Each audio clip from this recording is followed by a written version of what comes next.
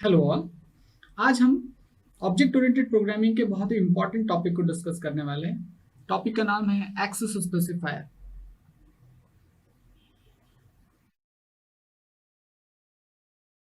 इसे हम visibility mode के नाम से भी जानते हैं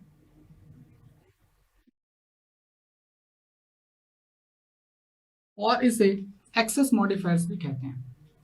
सबसे पहले डिस्कस करते हैं कि ऑब्जेक्ट ओरिएंटेड कॉन्सेप्ट्स है क्या।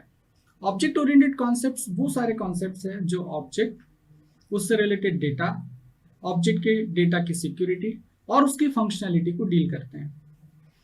इन सभी में ऑब्जेक्ट से रिलेटेड डेटा और उसकी सिक्योरिटी सबसे ज्यादा इंपॉर्टेंट है और ऑब्जेक्ट ओरिएंटेड कॉन्सेप्ट में सबसे ज्यादा ध्यान इसी पे दिया जाता है। इसी डेटा की सिक्योरिटी को इंप्लीमेंट करने के लिए C++ में 3 एक्सेस स्पेसिफायर डिफाइंड है, जिसे कि हम प्राइवेट, प्रोटेक्टेड और पब्लिक कीवर्ड की मदद से इंप्लीमेंट करते हैं। So these are 3 access specifier, that is private, protected and public.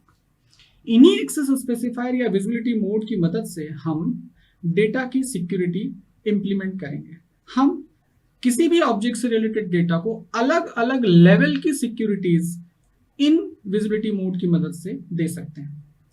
यदि मुझे किसी मेंबर को, अब उन मेंबर्स में डेटा मेंबर भी हो सकते हैं, मेंबर फंक्शन भी हो सकते हैं। जैसे कि हमें पता है, हम जानते हैं कि किसी भी क्लास के 2 मेंबर्स होते हैं, एक होता है डेटा मेंबर और दूसरा member function.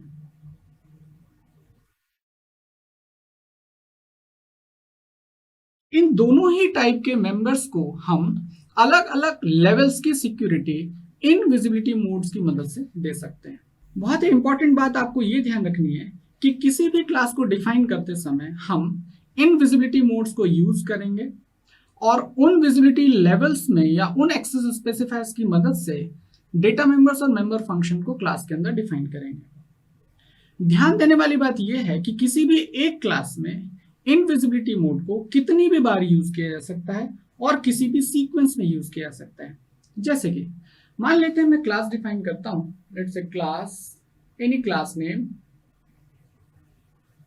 So first of all I'll open the visibility modes to define the members.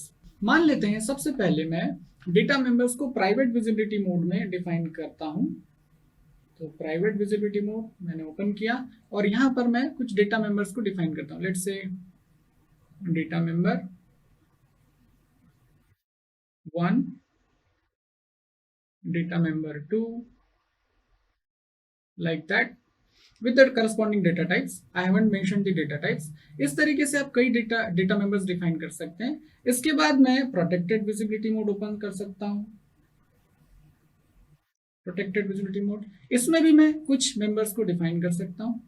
इसके बाद मैं पब्लिक, और इस तरीके से किसी भी एक्सेस स्पेसिफायर को आप किसी भी क्लास में कितनी भी बार किसी भी सीक्वेंस में यूज कर सकते हैं। अब यहां पर हमने प्राइवेट, प्रोटेक्टेड और पब्लिक को यूज किया।